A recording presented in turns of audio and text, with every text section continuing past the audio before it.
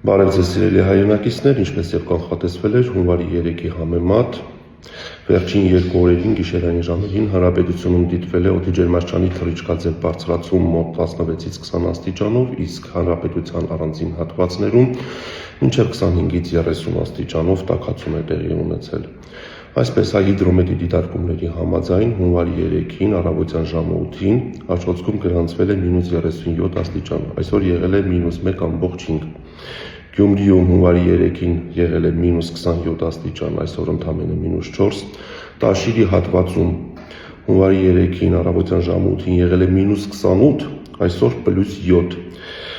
Մասրիկի հատվածում եղել է -26, այսօր +4, Գավառի հատվածում եղել է -23, այսօր +5,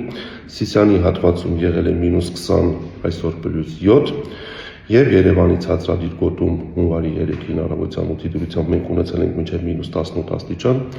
այսօր մինչև -3։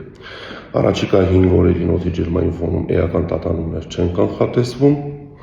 Այսօր կեսօրից հետո դեպի երեկո եւ հունվարի 10-ին հանրապետության առանձին շրջաններում սպասվում է ձյուն, լեռնային առանձին գոտիներում բուք եւ ցածր հորիզոնական տեսանելիություն։ Ձեզ մաղթում եմ լավ օր։